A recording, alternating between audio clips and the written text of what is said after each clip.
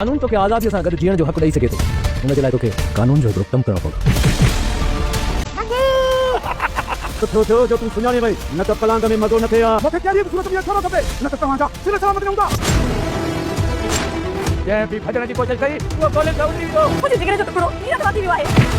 अस्सलाम वालेकुम दोस्तों, ईद न्यू फिल्म जो प्रोमो अची चुको है दोस्तों। ऐं तव्हांखे डेट भी ॿुधाईंदासीं त ईद जी फिल्म आहे, बेहतरीन हिकु फिल्म आहे दोस्तों। पर इन खां पहिरीं असांजे चैनल ते न्यू आयो त सब्सक्राइब करे हाथ ते क्लिक कयो दोस्तों। त बिना देर हलूं त अपडेट जी तरफ़ तव्हां दोस्तनि ॿारनि खे इंतज़ारु कोन था करायूं। दोस्तों तव्हांखे ॿुधाईंदो हलां त हिकु बेहतरीन फिल्म आहे, ईद जी फिल्म आहे दोस्तों, जंहिंजो हीरो आहे फ़हीम भुट्टो दोस्तों। ऐं तव्हांखे जेको आहे त हिकु बेहतरीन एंटरटेन मिलण वारी आहे दोस्तों सिन टीवी जे तरफ़ां। सिन टीवी जे पहिरें ॾींहं ते 1 बजे तारां जेको आहे त हीअ फिल्म ऑन एयर थींदी दोस्तों सिन टीवी ते। ऐं तव्हां ॾिसंदव सार जो इहो भरपूर एंटरटेनमेंट फिल्म आहे दोस्तों।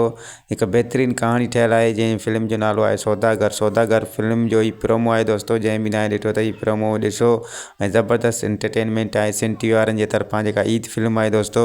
ई दोस्तों सिन टीवी वारा हर दफ़े कोशिशि कंदा रहंदा आहिनि त तव्हांखे जेको आहे त एंटरटेनमेंट ॾियण लाइ कुझु न कुझु कनि। त हिन भेरे बि जेको आहे त बेहतरीन फिल्म आहे जंहिंजो नालो सौदागर तव्हांखे मां ॿुधाए चुको आहियां त हिन फिल्म जे थ्रू तव्हांखे एंटरटेनमेंट कंदा दोस्तों। त हीअ फिल्म जेको आहे त ॾिसण विसार जो सिर्फ़ु ऐं सिर्फ़ु सिन टीवी ते ईद जे पहिरें ॾींहुं दोस्तों। उम्मीद आहे त हीअ वीडियो तव्हांखे पसंदि आई हूंदी। वीडियो पसंदि अचे त लाइक सब्सक्राइब शेयर ज़रूरु कंदा दोस्तों। वरी मिलंदासीं कंहिं न्यू वीडियो जे अपडेट सां गॾु। ख़ुदा हाफ़िज़ दोस्तों।